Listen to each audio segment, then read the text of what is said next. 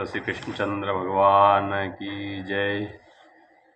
यदि कोई भागवत गीता निष्ठा तथा गंभीरता के साथ पढ़ता है तो भगवान की कृपा से उसके सारे पूर्व दुष्कर्मों के फलों का उस पर कोई प्रभाव नहीं पड़ता। सब धर्मों को त्याग कर एकमात्र मेरे ही शरण में आओ, मैं तुम्हें समस्त पापों से मुक्त कर दूंगा। तुम डरो मत। इस प्रकार अपने शरण में आए भक्त का पूरा उत्तरदायित्व भगवान अपने ऊपर ले लेते हैं और उसके समस्त पापों को क्षमा कर देते हैं। मनुष्य जल में स्नान करके नित्य अपने को स्वच्छ कर सकता है, लेकिन यदि कोई भगवत गीता रूपी पवित्र गंगा जल में एक बार भी स्नान कर ले तो वह भवसागर की मलिनता से सदा सदा के लिए मुक्त हो जाता है। भागवत गीता भगवान के मुख से निकली है, अतएव किसी को अन्य वैदिक साहित्य पढ़ने की आवश्यकता नहीं है। उसे केवल भागवत गीता का ही ध्यान पूर्वक तथा मनोयोग से श्रवण तथा पठन करना चाहिए।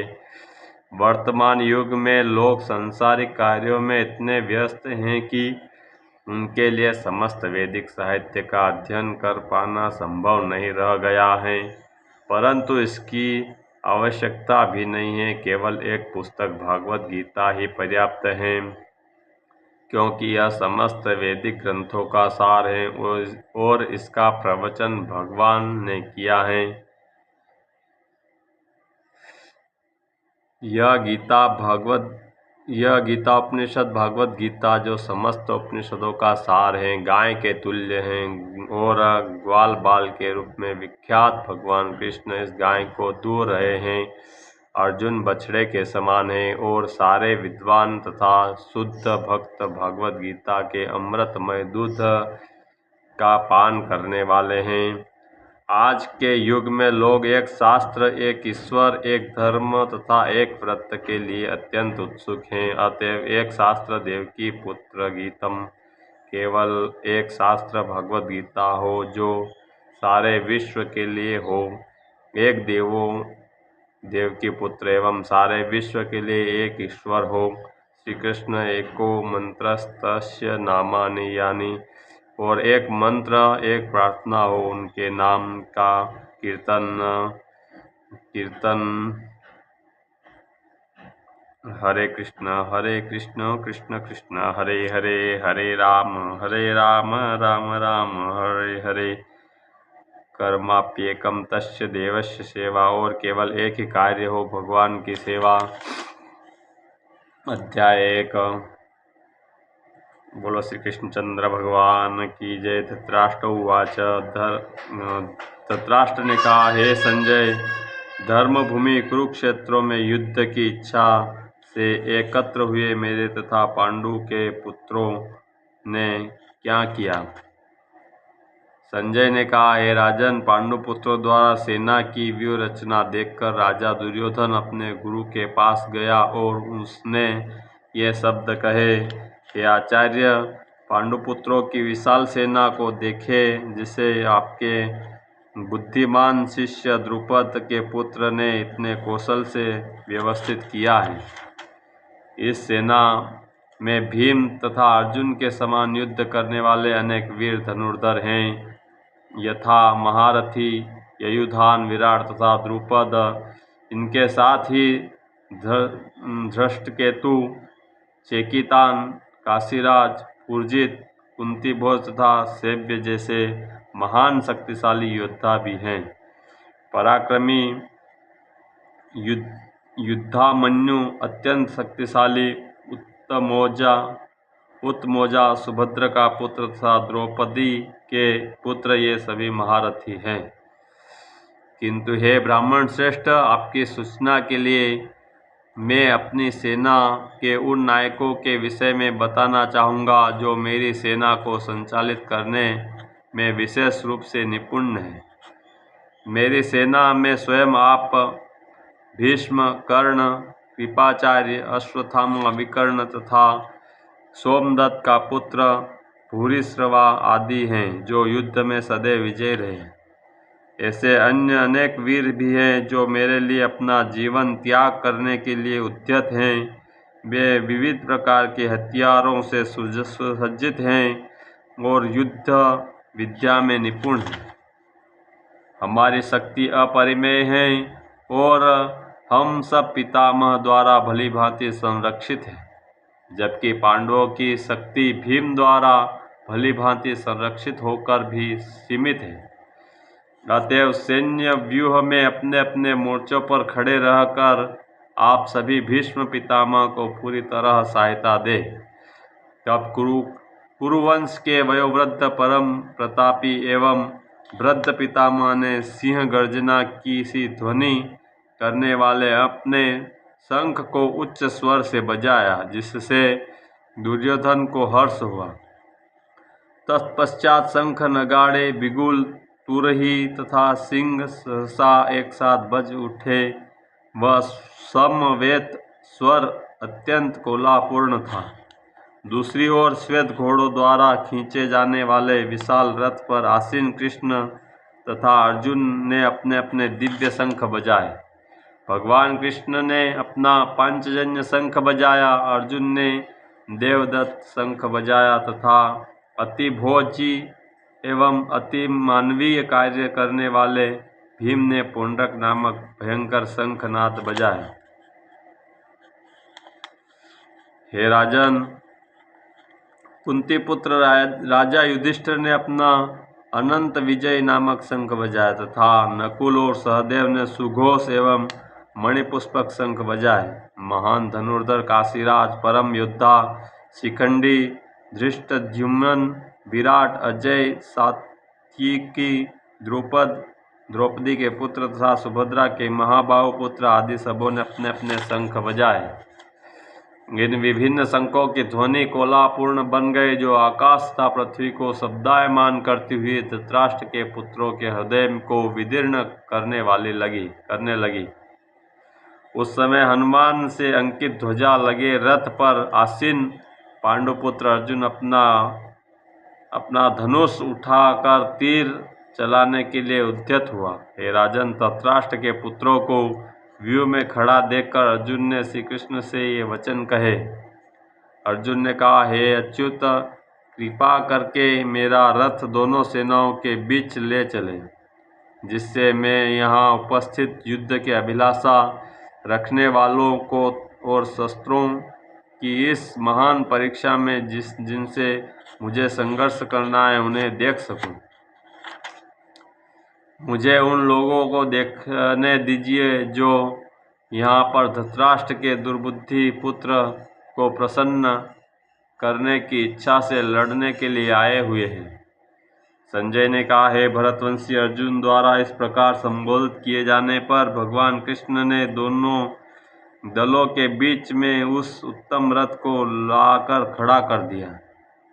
भीष्म, द्रोण तथा विश्व भर के अन्य समस्त राजाओं के सामने भगवान ने कहा कि हे पार्थ, यहाँ पर एकत्र सारे कुरुओं को देखो। अर्जुन ने वहाँ पर दोनों पक्षों की सेनाओं के मध्य अपने चाचा, ताऊओं, पितामहों, गुरुओं, मामाओं, भाइयों, पुत्रों, पौत्रों, पितरों, ससुरों और शुभ चिंतकों को भी देखा। जब कुंती पुत्र अर्जुन ने मित्रों तथा संबंधियों की इस विभिन्न श्रेणियों को देखा तो वह करुणा से अभिभूत हो गई और इस प्रकार बोला। अर्जुन ने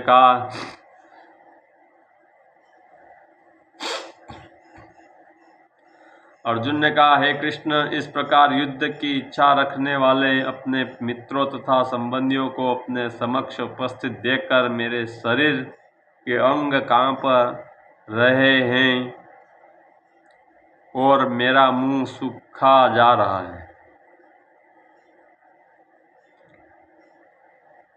मेरा सारा शरीर कांप रहा है, मेरे रोंगटे खड़े हो रहे हैं, मेरा गांडीव धनुष मेरी हाथ से सरक रहा है और मेरी त्वचा जल रही है। मैं यहाँ अब और अधिक खड़ा रहने में असमर्थ हूँ। मैं अपने को भूल रहा हूँ और मेरा सिर चकरा रहा है। हे कृष्ण, मुझे तो केवल अमंगल के कारण दिख रहे हैं। हे कृष्ण, इस युद्ध में अपने ही स्वजनों का वध करने से न तो मुझे कोई अच्छाई दिखती है और न मैं उससे किसी प्रकार की विजय, राज्य या सुख की इच्छा रखता हूँ। हे गोविंद, हमें राज्य, सुख अथवा इस जीवन से क्या लाभ, क्योंकि जिन सारे लोगों के लिए हम उन्हें चाहते हैं वे ही इस युद्ध भूमि में खड़े हैं। हे मधुसूदन, जब गुरुजन, पितृगण, पुत्रगण, पितामह, मामा, ससुर, पौत्रगण, साले तथा अन्य सारे संबंधी अपना अपना धन एवं प्राण देने के लिए तत्पर हैं और मेरे समक्ष खड़े हैं, तो फिर मैं इन सबको क्यों मारना चाहूँगा, भले ही वे मुझे क्यों न मार डाले। हे जीवों के पालक, मैं इन सबों से लड़ने को तैयार नहीं, भले ही बदले में मुझे तीनों लोक क्यों न मिलते हो। इस पृथ्वी की तो बात ही छोड़ दे, भला धृतराष्ट्र के पुत्रों को मारकर हमें कौन सी प्रसन्नता मिलेगी। यदि हम ऐसे आतिताइयों का वध करते हैं तो हम पर पाप चढ़ेगा, अतः यह उचित नहीं होगा कि हम धृतराष्ट्र के पुत्रों तथा उनके मित्रों का वध करें। हे लक्ष्मीपति कृष्ण, इससे हमें क्या लाभ होगा और अपने ही कुटुंबियों को मारकर हम किस प्रकार सुखी हो सकते हैं। हे जनार्दन, यद्यपि लोभ से अभिभूत चित्त वाले ये लोग अपने परिवार को मारने या अपने मित्रों से द्रोह करने में कोई दोष नहीं देखते, किंतु हम लोग जो परिवार के विनष्ट करने में अपराध देख सकते हैं, ऐसे पाप कर्मों में क्यों प्रवृत्ति हो। कुल का नाश होने पर सनातन कुल परंपरा नष्ट हो जाती है और इस तरह शेष कुल भी अधर्म में प्रवृत्त हो जाता है। हे कृष्ण, जब कुल में अधर्म प्रमुख हो जाता है तो कुल की स्त्रियां दूषित हो जाती हैं और स्त्रीत्व के पतन से हे वृष्णिवंशी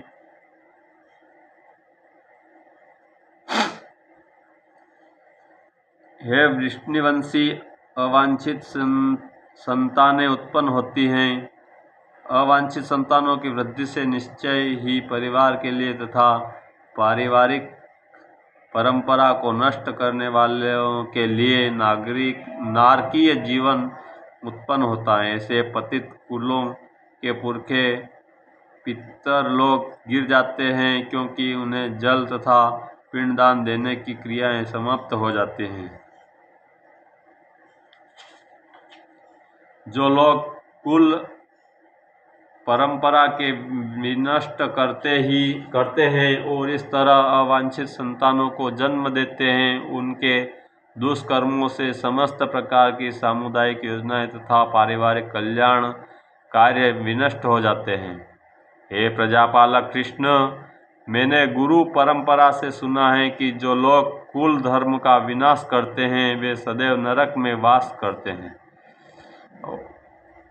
ओह, कितने आश्चर्य की बात है कि हम सब जघन्य पाप कर्म करने के लिए उद्यत हो रहे हैं। राज्य सुख भोगने की इच्छा से प्रेरित होकर हम अपने संबंधियों को मारने पर तुले हैं। यदि शास्त्रधारी धृतराष्ट्र के पुत्र मुझ निहत्थे तथा रणभूमि में प्रतिरोध न करने वाले को मारे तो यह मेरे लिए श्रेयस्कर होगा।